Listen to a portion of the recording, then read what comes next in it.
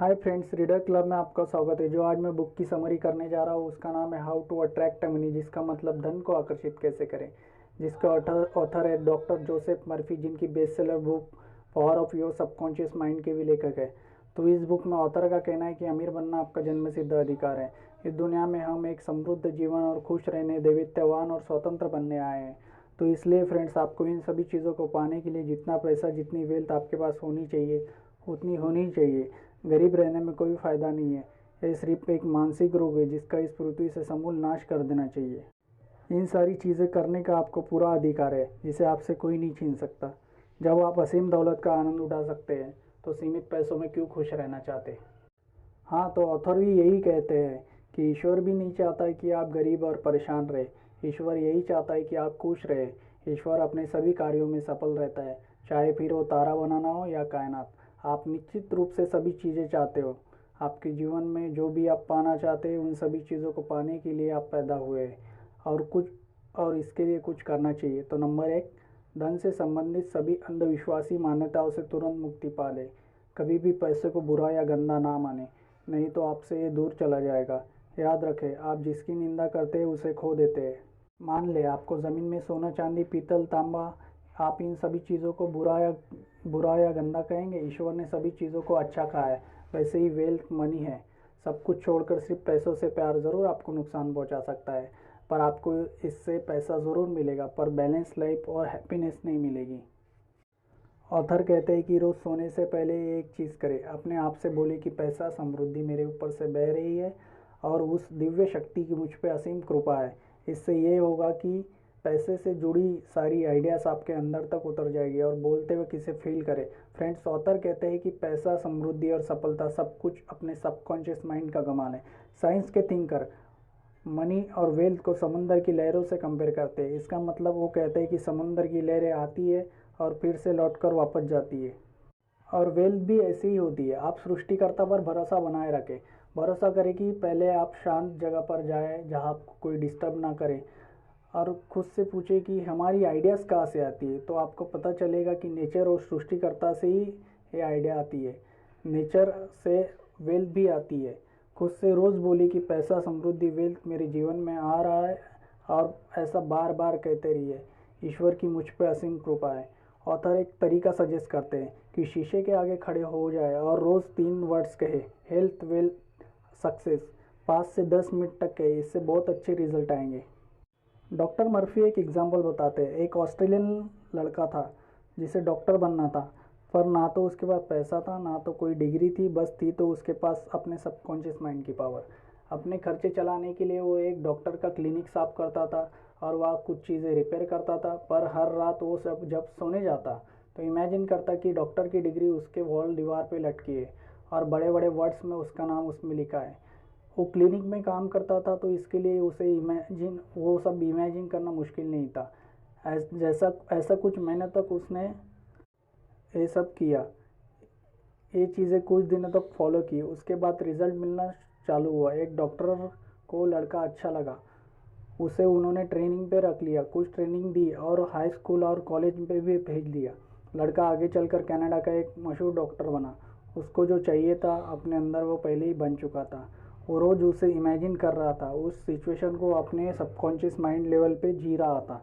Doctor Murphy कहते हैं कि जो भी हम कहते हैं वो हमारी इनर थॉट कन्विक्शन का रिस्पॉन्स होता है। हमारे थॉट्स हमारे माइंड के अंदर के मूवमेंट को फॉलो करते हैं। डॉक्टर मर्फी खुद अपने बारे में कहते हैं कि उनकी एक बुक थी जिसका नाम था मैजिक ऑफ फेथ, जिसको फ्रेंच भाषा में ट्रांसलेट करना था। वो रोज़ इमेजिन करते थे कि उनकी बुक फ्रेंच भाषा में ट्रांसलेट हो चुकी है, और ऐसा हुआ भी।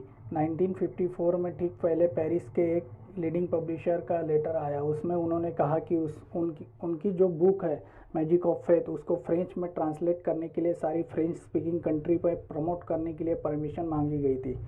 आप अपनी सबकॉन्शियस थॉट लेवल पर जो भी करते हैं आप उसमें सक्सेस ज़रूर होते हैं। कभी किसी की निंदा ना करें, हमेशा सबको ब्लेसिंग दें। जब आप ऐसा करेंगे तो आप खुद को ब्लेसिंग देंगे और नेगेटिविटी से दूर रहेंगे। आप कभी अभाव, डर, चिंता में ना रहे। अगर आप इन सभी चीज़ों में रहते हैं तो आप एक मानसिक, शारीरिक वेल्थ को बुरी तरह नुकसान पहुंचा सकते हैं। मस्तिष्क माइंड इसी तरह काम करता है। अगर आप अपने मन में खुद को बुरा समझते हैं तो बाहरी दुनिया संभवतः आपको बुरा समझेगी। जैसा सोचे कि मैं जो अपने लिए सोचता हूँ और हर किसी के लिए मैं वैसा ही सोचूं। जैसा आप चाहते हैं कि लोग आपके बारे में क्या चाहे वैसा ही आप लोगों के बारे में चाहो। खुद से कहो कि मैं जैसा अपने लिए चाहता हूँ वैसा ही मैं इस पृथ्वी के हर इंसान के लिए चाहता हूँ कि सबको प्रेम, खुशी, समृद्धि, ईश्वर का वरदान मिले। लोगों के खुशी और तरक्की में आप आनंदित हो। अगर आप क्रोधित और द्वेषपूर्ण होते हैं तो आप खुद को नीचे धकेलते हैं। मन को शांति, परमात्मा, प्रेम, दयालुता और अखंडता से भर ले। फिर आप अपने मन को स्वर्ग में अपने खजाने के बीज बो देंगे। मकान, कारोबार और आप अपने संबंधियों के लिए इस पृथ्वी में मौजूद हर जीव के लिए नीचे वाली प्रार्थना का रोज़ इस्तेमाल करें। जो सर्वोच्च शक्ति इन ग्रहों में की कक्षा में उनका मार्गदर्शन करती है और जिनकी बदौलत सूरज चमकता है, वो मेरी सारी संपत्ति, घर, कारोबार और मेरी सारी चीज़ों पे निगाह रखती है। वो शक्ति ही मेरा किला और तिजोरी है। मेरी सारी संपत्तियाँ ईश्वर के पास सुरक्षित है। ऐसा आप करेंगे तो आपको हर पल ईश्वर का मार्गदर्शन मिलेगा। आपका ध्यान रखा जाएगा और आपको समृद्ध बनाया जाएगा। आपको कभी नुकसान नहीं उठाना पड़ेगा क्योंकि आपने शक्तिमान को अपना सलाहकार बनाया है। हम सभी को अपनी समस्या सुलझाने के लिए अंदरूनी मार्गदर्शन लेना चाहिए। और आपके पास कोई समस्या है तो सोने से पहले ये करें, खुद से कहें कि मैंने ये मामला अपने अंदर के ईश्वरीय बुद्धिमत्ता के हवाले कर दिया है। ये जवाब जानती है। अब मैं चैन से सोऊंगा। सुबह जब सूरज उगेगा तो मेरा जवाब भी सामने आ जाएगा। मैं जानता हूँ कि सूरज का उगना कभी नहीं रुकता। फिर सोने चले जाए। किसी समस्या पर चिंता ना करें, आवेश में ना आए। आपकी बुद्धि आपकी सारी समस्या प्रॉब्लम्स नहीं सुलझा सकती।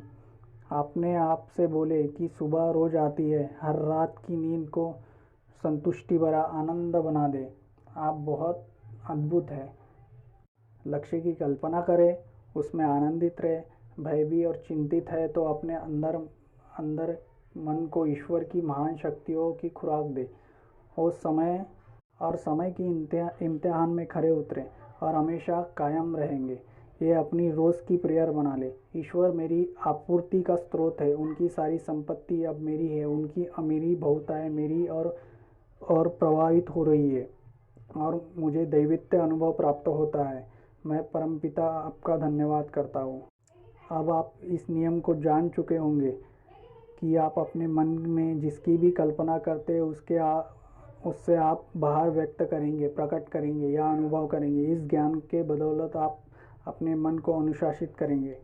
आई होप इस बुक की समरी आपको पसंद आई होंगी, तो चैनल को लाइक एंड सब्सक्राइब करें। मैं आपके लिए और नई बुक की समरी लाते रहूँगा और आपसे नॉलेज शेयर करते रहूँगा। तब तक के लिए धन्यवाद। और हाँ, बेल आइकन दबाना ना